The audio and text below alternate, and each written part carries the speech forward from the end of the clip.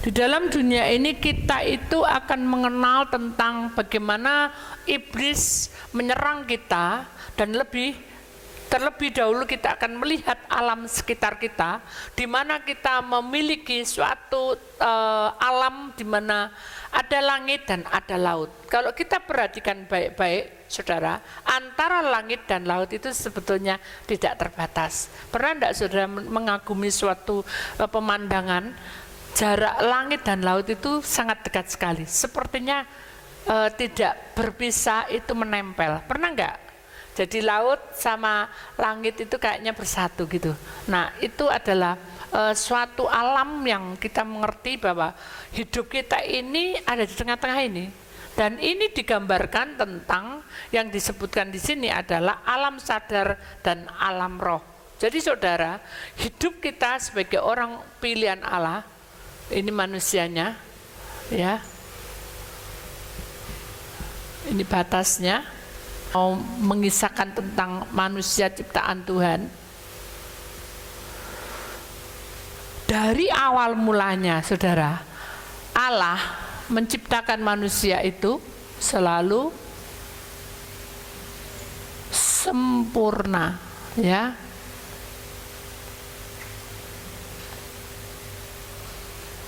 Karena manusia awalnya itu adalah bersih, saudara. Apanya yang bersih?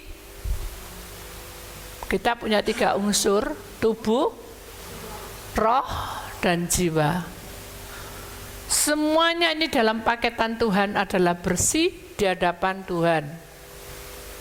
Bersih, ya. Masih putih, bersih. Tetapi karena manusia itu kakean tingkah, ya kasarannya, ya, banyak pelanggaran-pelanggaran di situ, sehingga apa yang kita alami sehari-hari, saudara, kita tidak sadar bahwa lingkup kita manusia itu memiliki alam, namanya alam sadar dan alam roh.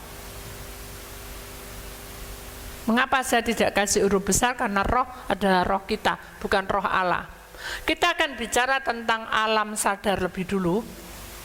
Apa yang terjadi, kita kotak dulu.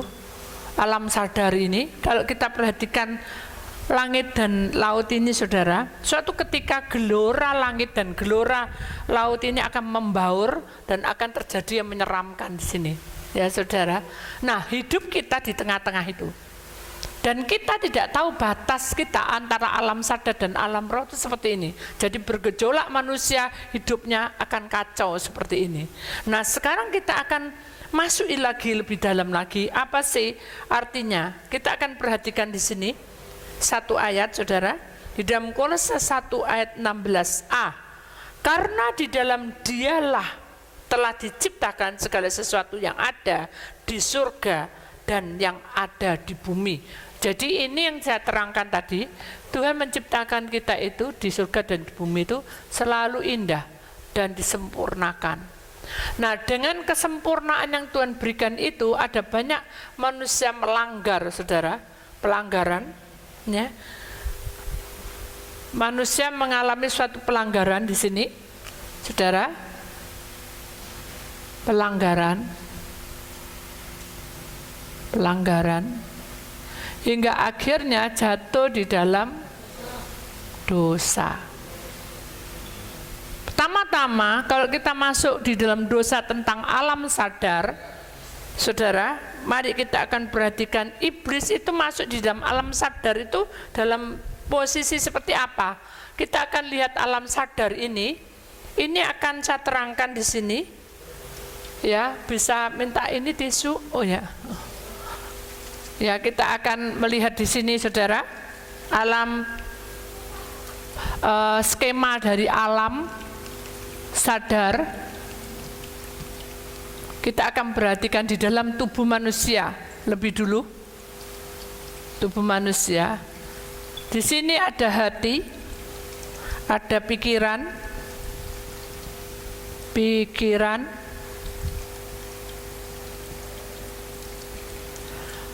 Pertama-tama, tubuh manusia ini menganggap kalau hidupnya itu semuanya menjadi tidak kekurangan, dia menganggap bahwa dia adalah mampu.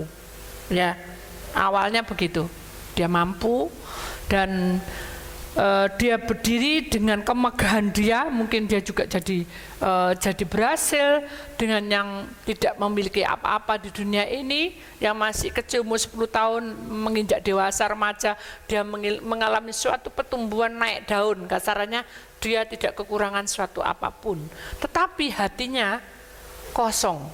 Kenapa? Karena di dalam hati ini namanya alam sadar adalah tubuh, hati dan pikiran. Jadi kalau kita merasa berhasil, saudara, manusia, harusnya hati kita ini merendah. Tuhan bilang firman Tuhan, kalau kamu tuh mengenal aku, kamu harus belajar untuk merendahkan hatimu dan serahkan seluruh hidupmu adalah pikiranmu, tubuhmu, serahkan semua. Tapi manusia sering di dalam pikiran atau dalam hati ini, terutama hati ini, saudara, selalu bergejolak seperti lautan tadi.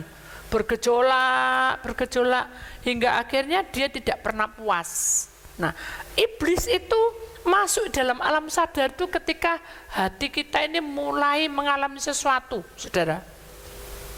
Tadi kita melanggar, hati kita melanggar karena kita sakit hati, sakit aja, saudara, sakit hati.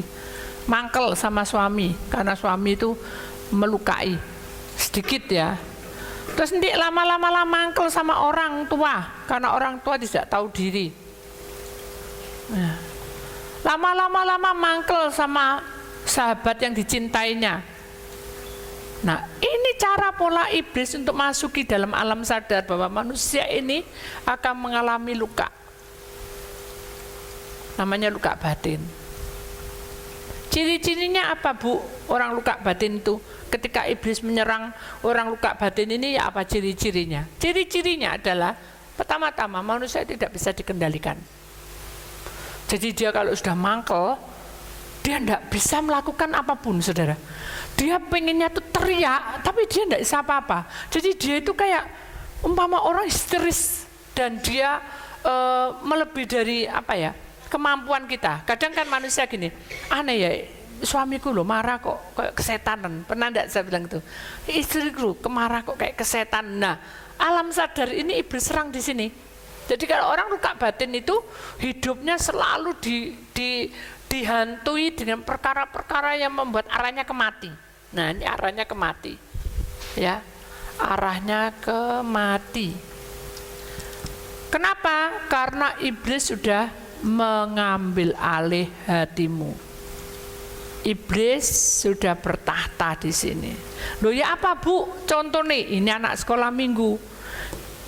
Kalau hati kita itu terang, saudara, yang di dalam hati kita ada siapa? Ada malaikat Tuhan, ada Roh Kudus, ya, ada firman Tuhan, ada pujian, betul enggak? Itu yang membawa hati kita terus bersih, seperti pompa ikan. Saya punya akuarium kecil dan agak besar. Yang besarnya agak bening, yang kecil itu budak, ya. Kenapa? Karena tidak ada penyaringan. Hidup kita, selama hidup kita tidak ada penyaringan antara ini melanggar atau ini tidak melanggar, kita campur aja.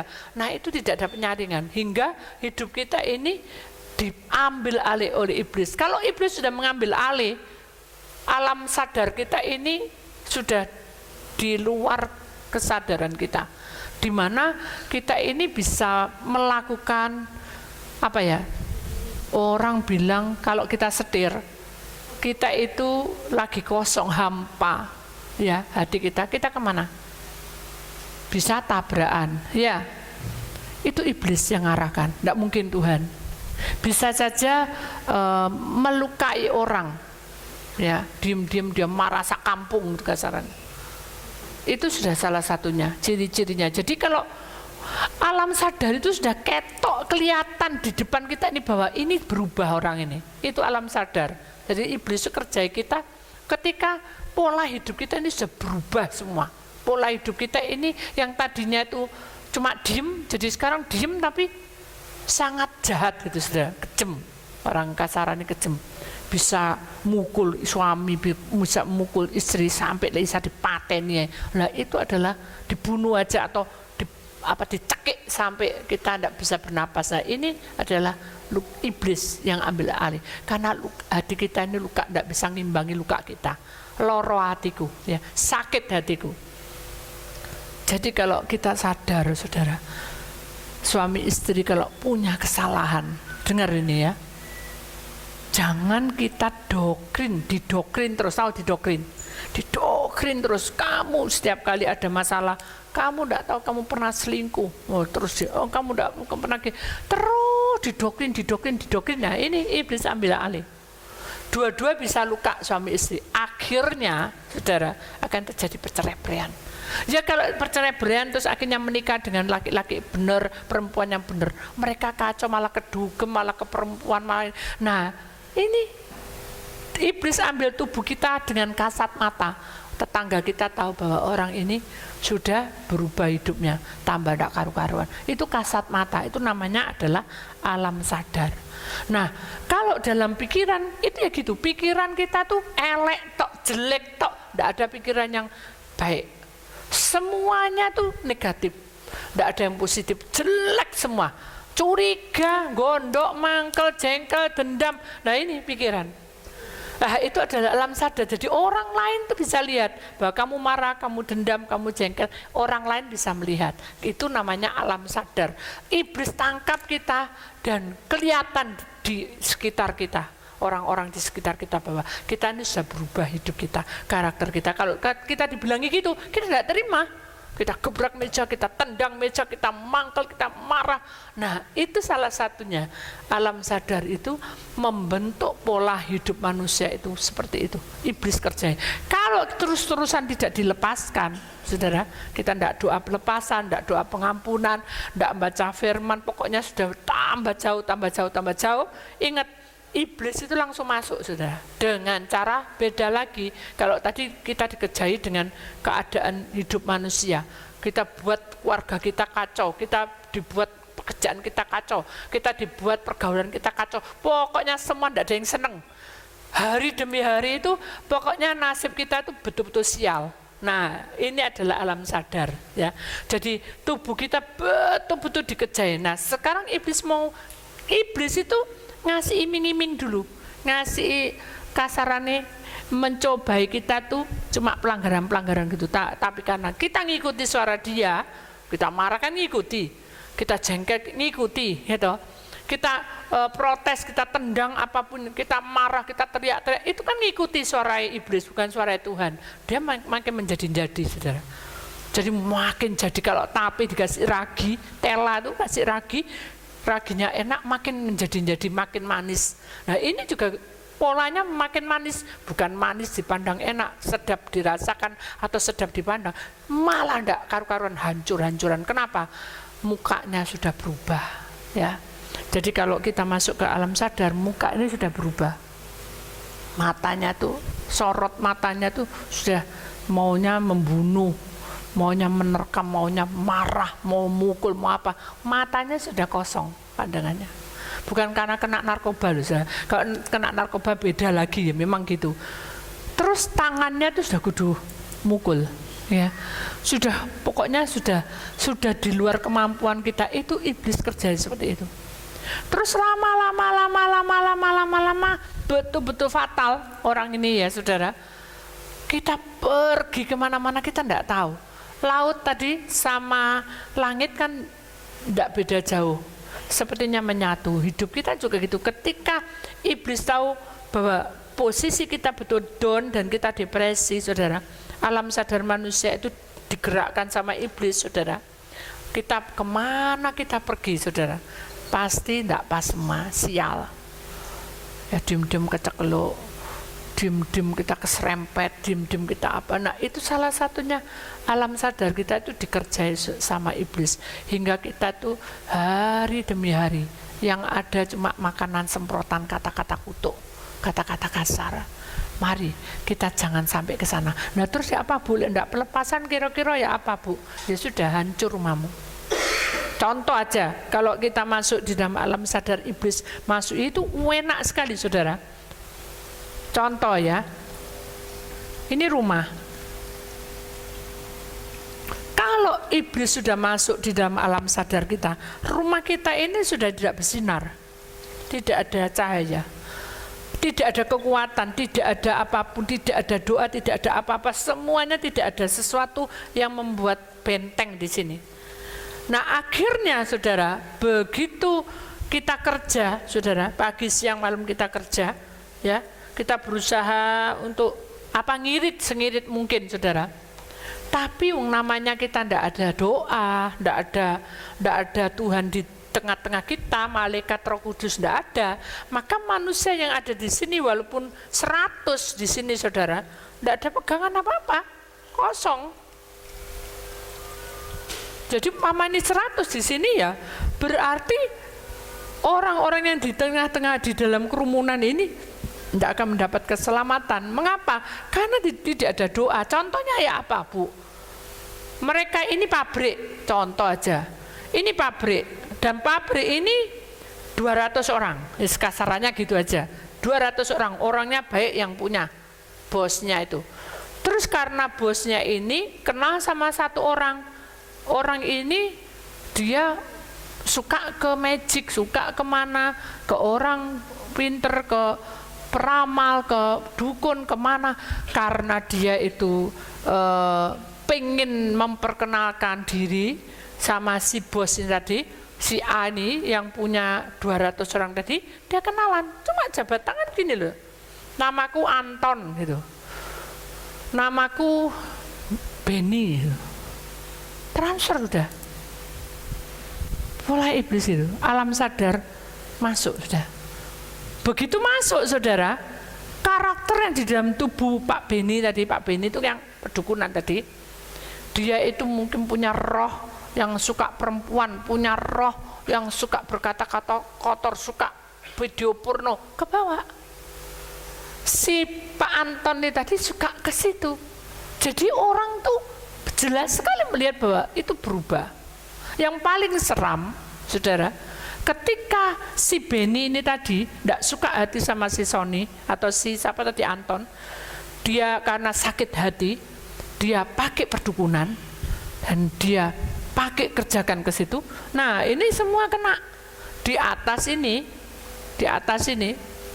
bukan Tuhan, tapi penyiraman dari perdukunan dari Pak Beni tadi. Apa Pak Beni mau nyiram? Oh, aku nyiram tanah kuburan. Ya, di sini. Ini ada rohnya, ya. Entah tanah kuburan yang dibawa dia itu, waktu dia mengambil tanah kuburan itu ternyata itu orang yang mati karena hamil, saudara, keguguran. Ya sudah. Kayak orang tuh kayak setan beranak dalam kubur itu. Jadi ada rohnya masuk ke sini. Loh kok sih kuat ya?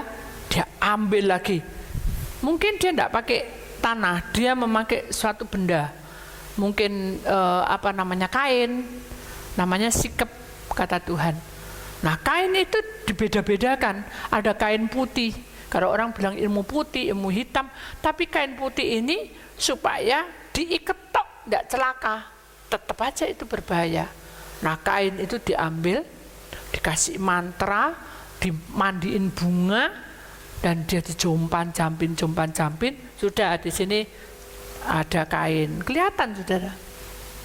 Berapa kali dia menyiram, kelihatan berapa kali, sampai ini penuh. Ada keris, dia kirim keris, tidak mempan, dia kirim lagi tombak, ini semua jimat saudara. Dia kirim rapalan, ya. Akhirnya dia kirim lagi batu, dia kirim lagi beras kuning, ya. Terakhir dia kirim namanya darah. Nah ini penutup, tapi darah ayam hitam. Ini kasaran, ini kan dunia malam semua, dunia pedukunan. Nah kalau rumah-rumah kita sudah ada kayak gini nih saudara, ya sudah, orang yang di dalam rumah ini sakit, ada terus tidak ada berkat sebenarnya, itu adalah iblis mengambil kita masuk dalam alam sadar kita, bahwa itu akan nyata di tengah-tengah kita. Makanya kita tidak boleh terjadi seperti ini. Kita harus buang, kita putuskan, kita harus tidak melanggar lagi, kita belajar untuk hidup benar, tubuh kita ini dikuduskan dengan memuji Tuhan. Jadi dilepaskan toh, bersih, dilepaskan bersih, memuji Tuhan, semakin bersinar, baca firman semakin bersinar, berdoa semakin bersinar, sehingga iblis tidak akan masuk lagi dalam hidup kita. Itu penting. Kenapa? Karena iblis yang diusir itu tidak bisa. Bu, iblis itu gak, dia gini, Bu, katanya, aku loh pakare, kata pakar apa dalam hati saya, cuma saya senyum. Aku loh pakare megang setan, Bu. Ibu mau setan apa? Tak cari no. Ibu mau setan pesugihan? Ibu mau setan keberhasilan, ibu mau dibuat orang kagum semua apa-apa bla bla bla. Oh, panjang ceritanya. Saya cuma diem aja. Saya bilang, loh memang setan tidak bisa mati. Memangnya setan bisa mati? Kamu usir, tidak bisa. Makanya kita kalau buang dalam nama Tuhan Yesus, lepas, keluar, buang ke tengah lautan, lepas. Sudah keluar ke tengah lautan. Kalau cuma lepas, keluar, sudah nempel di sini-sini, saudara. Kasihan anak-anak nanti. Jadi kita harus lepas, keluar, buang ke tengah lautan, lepas. Buang dari rumah ini, gitu. Nah, kalau dibuang dari rumah, kita bayangkan berarti di sekitar rumah itu berapa meter, terserah iblisnya mau terpelanting berapa meter, kita kan tidak tahu. Saya tidak mau resiko, buang aja ke tengah lautan. Nah, ini yang Tuhan katakan. Jadi kita sadar bahwa kita ini betul-betul dalam alam sadar, tetapi ini kenyataan bahwa sesungguhnya penyerangan itu akan terjadi, saudara. Baik itu temanmu, baik itu musuhmu, baik itu orang yang tidak disuka. Kita tidak tahu terjadi sesuatu itu tiba-tiba. Tapi kita kan berjaga-jaga. Tuhan bilang, hendaknya kamu berjaga-jaga supaya kamu tidak kena pencobaan. Ya seperti ini. Tuhan bilang bahwa iblis itu dengan alam sadar, dengan nyata, dia akan kerjai kita. Dia akan membuat kita itu terlena. Hidup kita akan kacau, langkah kita akan kacau. Makanya dalam firman Tuhan ini sebetulnya Kolose 1:16a, karena di dalam Dialah telah diciptakan segala sesuatu yang ada di surga dan yang ada di bumi itu indah, tetapi kita sudah banyak melanggar hingga iblis ambil alih di dalam hidup kita. Apakah kita seperti itu malam ini? Kalau iya, mari kita minta ampun sama Tuhan, penyelesaian masuk dalam doa pelepasan, mari kita hidup dalam kebenaran Tuhan. Bu, aku ini Bu, ya bisa menang no jiwa Bu. Aku iki iso nyanyi Bu. Aku iki ya Bu lek khotbah tuh orang iso nangis Bu. Aku lek konseling tuh Bu orang iso nangis. Lek tak doano iso tumpang tangan jatuh semua. Tuhan bilang apa? Kamu melakukan itu adalah itu loh kewajiban kamu. Kamu tuh melakukan apa-apa itu kewajiban kamu. Hidup dalam kebenaran itu bukan seperti itu kewajiban, itu kamu harus lewati. Kamu dulu kamu masih lajang, sekarang kamu sudah suami istri. Itu kewajiban kamu untuk memelihara suami, istri, dan anak, dan keuangan. Itu kewajiban kamu. Sama pada waktu kamu menjadi guru sekolah minggu, menjadi pendeta, menjadi siapapun. Itu kewajiban kamu, dan kita tidak boleh bangga, oh aku udah nyelamet. No, kalau gitu caranya banyak, saudara. Karena saya 24 jam melayani Tuhan. Cuma akhir-akhir ini saya lebih capek. Kenapa? Tubuh sudah rapuh. Saya bilang gini, Tuhan, kok punggungku ini kok sakit? Itu kesaksian saya. Iya, karena kamu udah rapuh anakku. Bukan, ya wis tak sembuh no kamu dalam nama Tuhan Yesus jadi sakti gitu. Tuhan tidak seperti itu. Tuhan tidak seperti itu. Tuhan mau supaya itu normal. Hidup kita tuh normal. Jangan yang aneh-aneh. Begitu Tuhan bilang tubuh rapuh, saya nangis sampai Tuhan, nah, itu saya rapuh, terus saya ini mau ya apa gitu. Tuhan bilang apa? Mengalir. Sama seperti kalian. Tuhan, aku ini sudah suami istri kok aku tidak punya uang, aku tuh mau buat apa? No Tuhan, aku lo tidak tahu. Tuhan bilang apa? Mengalir. Tapi mengalir di dalam kamar terus sampai makan minum prosongkoku ya tidak dapat kerjaan, saudara. Ya kerja keluar, kamu pergi ke teman, kamu melamar pekerjaan didoakan kan gitu, berusaha. Orang hidup di dalam alam sadar itu harus berusaha untuk menjadi berhasil, untuk menjadi betul-betul lebih enak daripada yang masa lalu. Kalau dulu masa laluku begini, sekarang ini aku tidak mau kesini karena ini pas, hidupku masih begini, masih begitu. Sekarang aku makin disempurnakan, belajar untuk mendengar suara Tuhan, hingga hidupku makin hari makin meningkat. Bukan keuanganku, bukan kepintaranku, bukan kemampuanku, aku lihat dunia roh. Saya pun tidak kesenangan, saudara. Bisa nunjukin begini, ya benar-benar, saya tidak kesenangan. Oh, kepala saya besar, benar enggak? Aku ini kan tahu toh, saya tidak kesenangan. Kenapa? Capek. Kalau saya walaupun duduk di sini, saudara, saya konseling. Kalau orang itu lagi sakit di sana, roh saya sana, saudara. Roh saya keluar ke sana, ngelihat. Kalau sudah ngelihat, tidak diem tok, tak lihat tok. Oh, papamu tuh sakit, mau mati, enggak. Saya harus mendoakan. Pada waktu mendoakan dulu, iblis dulu selalu mau merebut hidup manusia. Saya juga gitu, direbut di rumah sakit itu, angker mungkin rumah sakitnya, ada begini, nyerang ke saya. Pulang bukannya saya luka, enggak, capek semua tubuh. Apalagi kalau enggak puasa, saudara, geblak mungkin saya sudah enggak bisa bangun. Puasa itu penting. Kalau disuruh puasa, hendaknya kamu puasa. Aduh Bu, perutku, saudara, perut dengan puasamu bukan lebih sakti puasamu, lebih besar kuasanya. Apapun yang kamu lewati di dalam kegelapan, di dalam apapun masalahmu yang seperti ini, dengan puasa dan yakin semua akan hancur. Itu imani. Jangan menunggu sudah sampai penuh baru, Bu, ya aku bantu doa, bisa aku puasa sampai 40 hari, 50 hari mau. Ya wis kadung kasep, saudara. Mau ae. Tapi kita menderita, makin menderita. Kenapa? Ini loh masalah besar, makin banyak masalah, makin banyak masalah, makin membuat kamu itu akan mencengkram kamu. Enaknya satu demi satu diselesaikan, betul enggak? Kalau Tuhan tahu rentetannya segitu banyaknya, Tuhan bilang apa? Satu-satu anakku. Kadang orang enggak sabar. Bu Titik gak mandi loh, saya bukan dukun, saudara. Saya bukan mandi, enggak mandi. Yang terpenting ada kamu berubah dulu. Kalau kamu sudah berubah, maka alam sadar itu milik Tuhan. Wah, indah pada waktunya. Saya dulu, saudara, pekerja. Saya itu pekerja. Pagi jam 3, jam 2 itu bangun, ngepel, ngepel tau, ngepel, nyapu. Terus jam 3:30 keluar, bawa ranjang. Kalau enggak ada keranjang ya, kresek itu yang besar. Saya beli dengan uang 5.000, saya beli makanan, beli sayur, beli tempe, beli tahu, seadai, sak cukupi. Karena memang jatah saya cuma segitu. Akhirnya saya keluar, saya beli. Itu pada waktu itu saya sudah menikah. Kalau saya belum menikah enggak punya uang 5.000, sudah. Punya saya cuma, waduh, orang bilang no, diguyu-guyu, saudara. Kadang 1.000. Dari ujung ke ujung mau beli apa uang 1.000 itu? Bingung, saudara. Orang bilang kalau saya dilihat detek ini tidak sombong, saudara. Watas ke bawah loh. Kan saya dulu kecil loh, saudara. Oh, uangnya loh ngena. Kok mau nggawa uang mau 1.000 katanya, 1.000.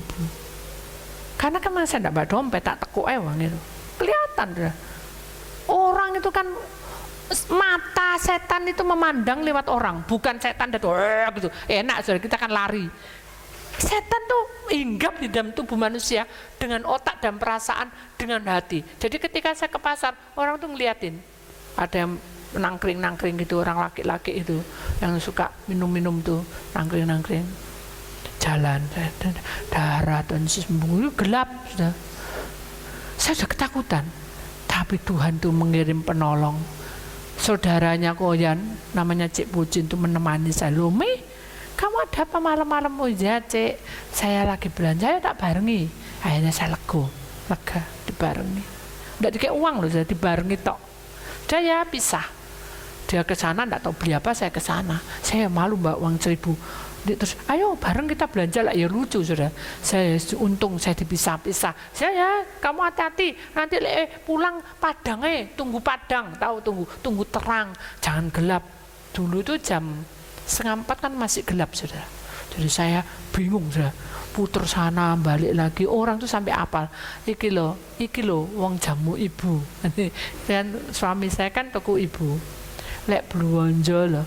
Teko ujung ke ujung gak diblonjoni, apa sih blonjo gak ngerti. Padahal bawa uang sedikit. Tapi kalau waktu saya belum menikah, saya punya uang 1.000 tuh, mereka enggak tahu rumah saya, tapi mereka tahu setiap hari saya ke gereja, setiap hari ke pasar. Udah gitu, pasti ngenyek sudah. Dedek kita ngarepe ayu, duit gak duit. Loro hati sudah, sakit gak duit. Oh, urusanmu apa gitu? Lek mau rame se, urusanmu apa? Aku lak banjir sak sir-sirku, aku mbak uang piro sak sir-sirku kan gitu. Itu kan tidak ada urusan toh. Diam. Wes, aduh, iblis itu pinter. Pas ngomong itu sebelah itu tahu, saudara. Yang paling murah cuma tahu itu. Biasanya tahu itu 1.000 tuh, 500 tidak tahu lupa saya 250 tuh dapat tahu itu 3. Tapi di tempat lain tuh tahu itu cuma 2. Dengan untung 1, maksud saya kan murah ini. Jadi mau tidak mau saya beli. Yang di sebelahnya rupanya, ayu modelnya, duit gak duit itu saja. Situ diam. Bu, tahunya bu. Oh iya. Orang yang itu. Bar makan soto keselilitan. Dalam hati saya mau doa, moga-moga jojo wis kapok kamu itu. Saya enggak mau doa, saya cuma Tuhan ampuni saya, ajari saya itu untuk ngalah dengan orang ini. Karena alam sadar saya enggak boleh benci. Kalau saya benci, di pikiran saya luka batin, iblis serang saya enggak mau. Saya mengalir aja, bukan terus hari ini harinya Tuhan. Buat apa? Ngece itu, wis enggak apa-apa, diem aja. Kita ngambil tahu nih, yang pinggiran bu, dibales gitu ya. Pinggiran, ketiga pinggiran. Melok-melok saudara, jelala, pinggiran, ini ceklek saudara, terus masuk ke situ, digeblok sudah mukanya buok. Kamu kurang ajar ya, tahuku mbok kei tilamu buok gitu, buok. Merah bengep sudah. Saya mau syukur kualat, lek mau saya tidak mau lakukan. Saya tidak bilang Tuhan ampuni Tuhan. Mukanya saudara tadinya kan hidungnya mengis-mengis ya. Ini nih apa benges, saya tidak tahu orang di pasar kok kayak gitu. Sampai mocot, saya diem aja. Cuma saya mau ngomong ya takut dia tambah marah. Saya diem aja. Nih loh, saya dipanggil Nik, saudara. Oh, puji Tuhan. Ada yang panggil Bu, Mbok, Bu, Mbak, oh semacam-macam, saudara. Untung tidak panggil Mbah gitu ya. Dia kebuaca tidak panggil Mbah. Saya masih belasan tahun sudah tak ambil. Terus, apa namanya ini tadi kan apa bitingnya lidinya masuk ke sini, tidak apa-apa ya. Oh, tidak apa-apa. Dalam hati saya tak cuci bersih nanti ya, itu mau ya saya dari rumah dan sampai rumah tak bersihin, tak doa sudah enggak kepikir enggak enak gila nih buat enggak, saya doain, saya tutup dengan darah Tuhan Yesus. Saya percaya kalau air menjadi anggur, kalau ini yang tidak benar mungkin kotor mungkin apa, Tuhan sudah kuduskan, amin. Tapi enggak boleh mencobai Tuhan. Jarine Bu Titik sudah dikuduskan, aku tak cari tahu sing murah-murah. Kuwecut tuh saudara. Jadi tahun tuh 500 dapat 10, yang ini 500 dapat 2. Di sini didoano biar bersih, itu mencobai Tuhan. Loh, saya tahu kecut kok mau beli, betul enggak? Kemarin dulu saya beli jagung. Saya cari karena saya sedih sudah, burung yang saya punya tuh hilang 1 saudara.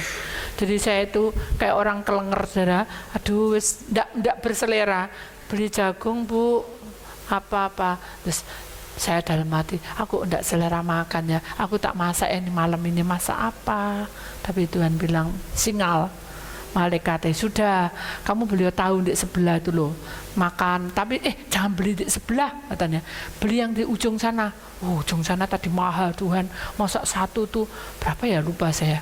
250 mahal Tuhan, 200 saya lupa, mahal Tuhan 10.005 Tuhan. Ada yang lebih murah lagi, murah mau kecut Tuhan bilang gitu. Ya enggak Tuhan, dalam hati saya sudah itu bersih kelihatannya tapi enggak enak loh, tapi itu murah Tuhan saudara. Saya enggak mencoba Tuhan, cuma saya itu kan pengen murah, betul enggak? Orang tergiur dengan murahnya, hati-hati ibu-ibu, tergiur dengan murahnya busuk.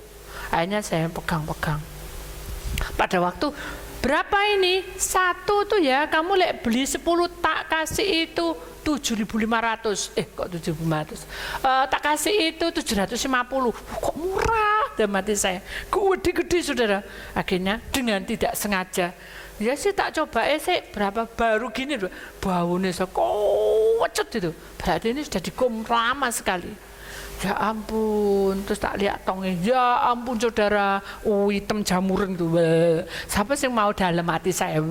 Dalam hati saya, tapi saya kan tidak boleh ngenyek, tidak boleh menghina. Oh bu, tidak jadi wes bu, uangku ini tak kerja beli jagung aja, beli 50 biji. Saya biasa beli nanti untuk beberapa hari, taruh di kulkas untuk burung. Akhirnya saya udah beli. Sampai saya besoknya lagi ke sana sudah beli jagung lagi, seeling orang tadi. Mah, dipanggil mah sekarang. Kemarin nih, sekarang mah mau beli ini loh, tahuku baru-baru. Memang saya enggak masak. Saya bilang, saya enggak nyobai tuan-tuan, itu enak apa enggak tahu tuan? Enggak, saya tanya sama Evelyn, tahunnya itu masih ada 3 loh mah. Kayak Kak Austin, muncul, masih ada 3 loh mah. Ya, gitu ya enggak usah beli ya. Enggak usah, siapa sih mau beli? Dia beli kok kasih penuh mah ambil tahu. Memangnya kita mau makan tahu? Saya bilang, ya wes. Enggak bu, saya ada. Oh beliin wes, saya kasih murah. Enggak wes, saya ada, masih ada. Jadi saudara, kita kembali ke tempat firman Tuhan. Sebetulnya sesungguhnya hidup kita itu sederhana. Tuhan itu mengajarkan kita itu sederhana. Tapi kita ini yang terlalu reko-reko, tahu? Terlalu mentit, terlalu tinggi pikiran dan perasaan kita ke bawah hingga kita tidak kesampaian. Mari kita ingat bahwa alam sadar ini membuat pikiran hidup kita menjadi kacau. Kita kemana-mana, contoh ya, kalau kita ini rumah kita tidak ada yang jaga, kita pergi ke suatu tempat. Bu, mau beli kacang hijau, es kacang hijau, ya kasih tuh. Oh iya, enak kacang hijau nih bu, penuh. Santan banyak, enak pol, saudara. Kita kan tidak tahu makanan ini betul-betul bersih atau ada isinya. Sudah bisa lihat, bisa ngerasa, no? Juga tahu bu, ibu yang tahu. Betul. Lo bisa, saudara, dengan doa. Tuhan, bukan Tuhan buanter sama orang yang jualan. Tuhan ini dari perdukunan. Oh ya sudah dikepui orang saudara. Jangan saudara teriak di depan orang. Tuhan ini dari perdukunan, kok dari perdukunan? Putuskan semua. Orangnya saya datang, bu, ibu tadi ngomong apa bu? Bilang tempatku ada perdukunan. Bisa ditapui orang saudara. Tidak usah, saudara berdoa dalam hati, Tuhan kalau ada orang perdukunan, santai kuasa kutuk, putuskan semuanya. Nah, kalau sudah begitu dijawab sama Tuhan, kalau ini betul-betul pakai darah, pakai kain sikep ini kotor. Saudara. Kain sikep itu caranya, saudara, saya pernah berlepasan dengan orang, kain sikep itu ternyata, saudara, diambil, saudara tahu itu, airnya beras, ya, air beras itu dikum, ya saudara, itu dimasukkan. Setelah itu dia pakai selokan tuh saudara, airnya selokan dicampur, terus airnya yang dari sawah dicampur, terus airnya yang dari kuburan kan juga ada petnya saudara, tapi yang baru mati, bayangkan kalau enggak ada ya bungai dihancur di situ saudara. Terus ini vitamin berapa kali ya, apa ya saudara, sudah tahu toh maksud saya. Itu sudah dikum sampai 3 hari. Wes sambune danyo kayak apa sudah diperes, ditaruh di tempatnya makanan. Ada yang gitu. Ada yang praktis saudara. Praktis itu beli bunga. Begitu bunga ditebar di depan, langsung nih makanannya jadi enak. Padahal yang dimakan ada belantung. Jadi kalau kita makan, kita merasa enggak pas, bukan karena kotornya, saudara. Orang tuh kemproh tuh, ya itu kan kasat mata, tapi ini kan enggak kelihatan. Begitu mau makan, saudara, hati saudara enggak enak, gelisah, kayak ada sesuatu yang enggak pas. Saudara doa lagi, boleh enggak aku makan ini? Kalau Tuhan mengatakan tidak, bukan tidak itu, galau, saudara. Tiba-tiba ada telepon masuk, kamu dicari temanmu, akhirnya enggak jadi makan. Ada yang gitu saudara. Ada atau pernah toh kita tidak jadi makan. Nah itu karena sesuatu. Bukan sesuatu, bukan pedukunan toh.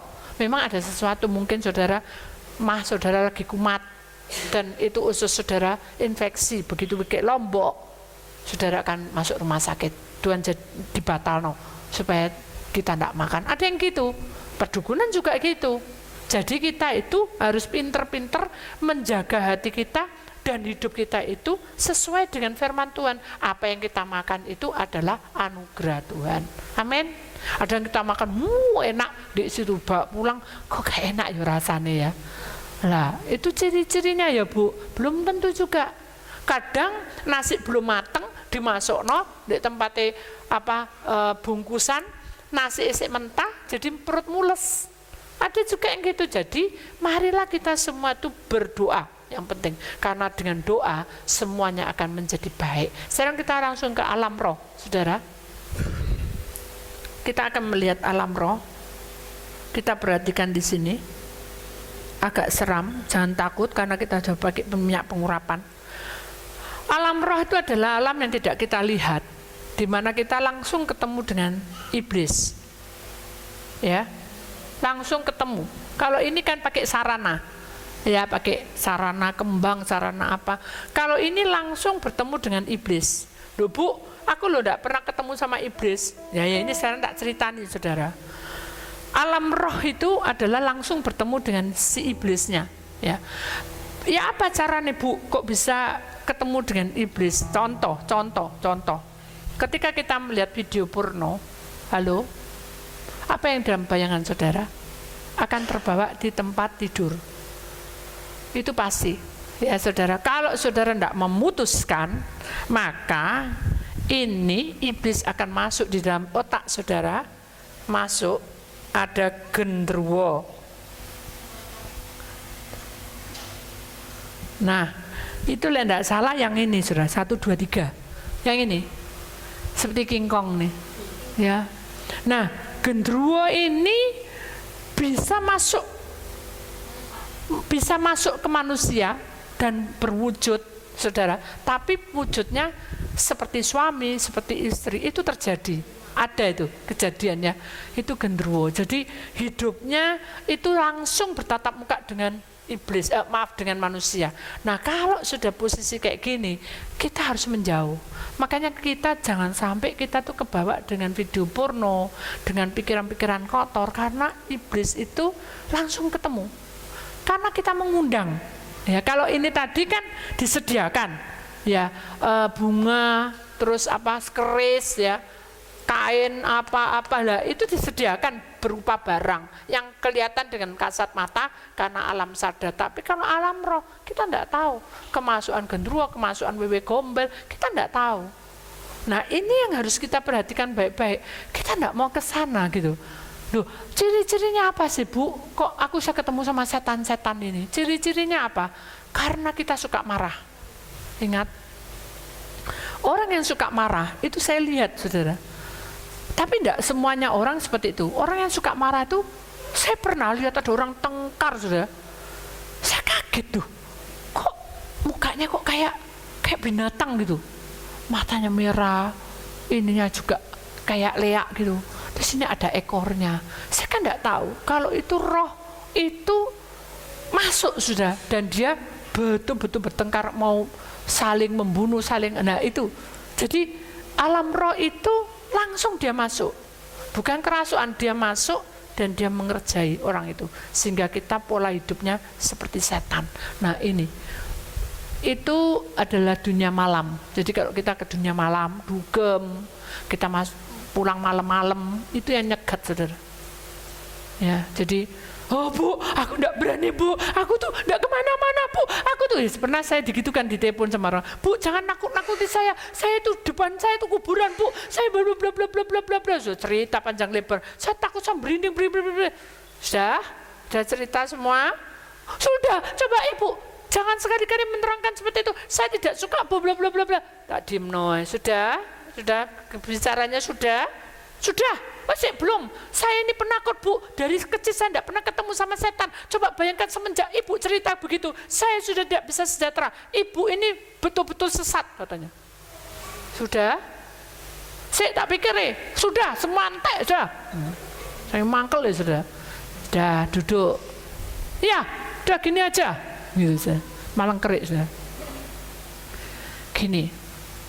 Kalau kamu adalah orang pilihan Allah, hidupmu ini manusia ya.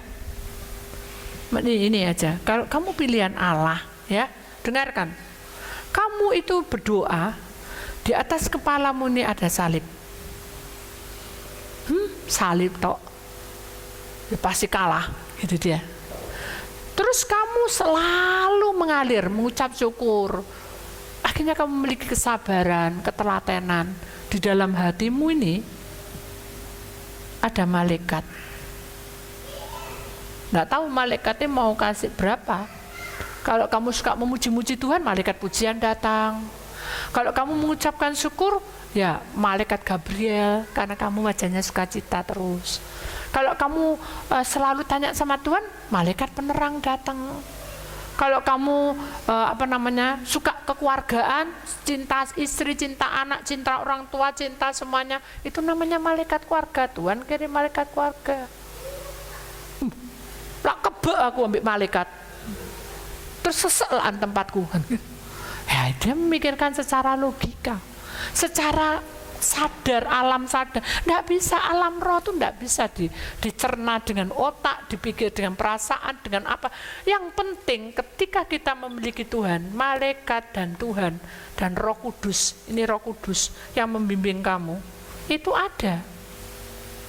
Ini akan menguatkan kita sehingga di atas kepala kita ada burung merpati. Nah terus siapa sing perang mbek setan katanya? Lu ada lagi namanya malaikat Mikael. Aku tahu. Wis gini, ayo doain aku. Datang no malaikatmu Mikael. Terus mau apa? Lu biar dia perang sama itu kuburan di depanku tuh. Lalu kamu kok merentah tuh lo? Kayak gitu no. Lah memangnya kamu siapa? Kamu tuh manusia yang penuh dengan dosa. Aku juga penuh dengan dosa. Nggak bisa, kamu kan tahu dunia roh. Ayo bawaan malaikatmu Gabriel. Malaikat itu Mikael katanya. Cepet datang no sekarang supaya aku tenang. Aku sudah nggak ngilokno kamu sesat. Loh, aku nggak peduli kamu bilang sesat, kamu bilang apa. Yang penting aku sudah memberitakan firman Tuhan. Ingat, ketika kamu takut, ketika kamu gelisah, iblis itu akan mengerjai kamu. Mana ya orang yang gelisah di sini? Ini tidak kelihatan sudah. Ini kayak kaki panjang gitu aja. Wujudnya tidak kelihatan samar-samar. Jadi itu cuma bayangan, seret. Ini selalu ada rasa takut, gelisah. Harus dibuang, karena itu juga roh. Tuhan menciptakan kita sempurna. Kemudian kalau kita melihat yang di sini, saudara, ini adalah orang sepertinya perempuan, tapi dia itu bisa laki, bisa perempuan, bisa tampan, bisa cantik. Nah, itu juga hati-hati. Kita tidak sembarang orang nerima orang, kita terus kita percaya sepenuhnya. Ingat, tidak ada seseorang yang bisa menyelamatkan kamu kecuali Tuhan Yesus Kristus. Jadi pakai firman. Ini dia mengerjai itu yang dibawa itu, saudara. Walaupun dia seperti itu, dia ngerjai kita. Hidup kita supaya tidak tenang. Baik keuangan kita, hidup kita, langkah kita, tidak tenang semua. Kenapa? Karena rumah tangga kita diobrak-abrik sama dia. Jadi anak gelisah, kita jadi gelisah, ada rasa yang tidak enak, panas hawanya. Ini, kalau ini sudah kepala dilepas, itu menandakan bahwa orang itu pakai ilmu. Makanya kita tidak boleh, kita karate boleh, tapi tidak boleh pakai ilmu. Kita ketemu sama orang, kita tidak boleh membaca rapalan. Jangan pernah sekali-kali, karena ini akan hadir di tengah-tengah kita. Dia akan membuat kita jadi sakti. Kita sakti bukan dari Tuhan, buat apa? Akhirnya kita juga masuk neraka. Kita tidak mau ke sini semua, saudara. Dan yang paling berbahaya, ini yang bisa melempar. Ini pikiran, itu pikiran. Ini rumah tangga, ini ilmu, ini penakut, ini gelisah perasaan. Ini.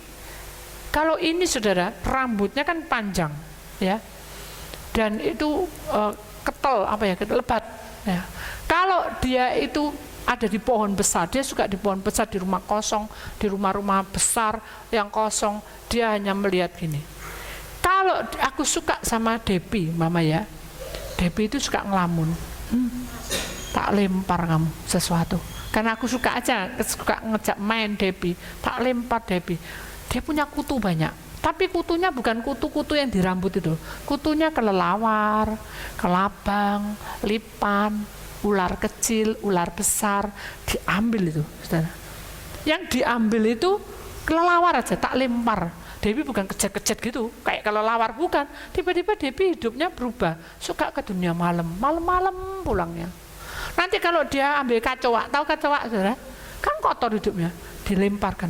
Debbie tidak tahu mandi, terus pakaiannya berbau-bau gitu, persis kayak binatang itu. Kalau dia lemparkan itu ular, jadi suka berbohong. Ular kan suka berbohong, berbelit-belit, seperti itu.